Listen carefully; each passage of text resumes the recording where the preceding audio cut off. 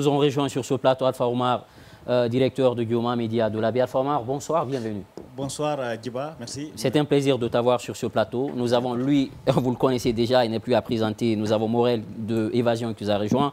Morel, bonsoir. Bonsoir Djiba. Bienvenue sur ce plateau. Peut-être Morel, une réaction sur ce communiqué. Vous l'avez aussi lu comme nous tous d'ailleurs.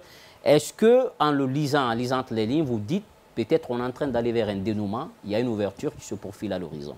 Bon, écoutez, vous savez, nous partons vers un dénouement, mais c'est que la RAC a échoué.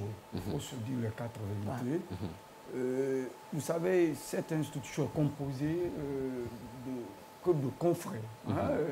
Pratiquement. Voilà, pratiquement. La présidence en a, je suis d'accord, mais majoritairement, la RAC est composée que de journalistes, choisis par les différentes associations.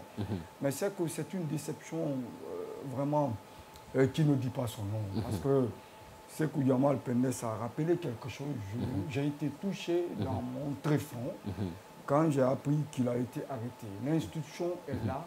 Ce n'est pas seulement que pour réguler, mais c'est pour aussi défendre les journalistes. Tout à fait. Il faut le dire pour que les gens comprennent le véritable rôle de la RAC. Ce n'est pas que la régulation. Ce n'est pas que la régulation. Ouais. Quand un journaliste est en danger, la RAC, normalement, doit prendre ses responsabilités. Mais dommage, malheureusement, notre confrère est allé en prison et devant tout le monde, la RAC n'a pipé mot. Ça, il faut le dire. Mais après moi, j'ai fouiné pour comprendre. Donc, quand on dit que le président de cette institution avait été vraiment mis en mal parce qu'à un moment donné, il avait été accusé de détournement.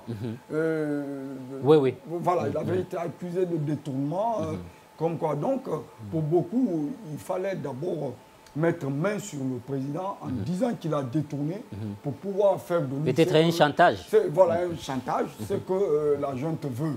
Et moi, je me dis que, vu toutes les valeurs que Yassine a incarnées dans ce pays, s'il ne pouvait pas, il devait vraiment dire simplement et purement « je démissionne ».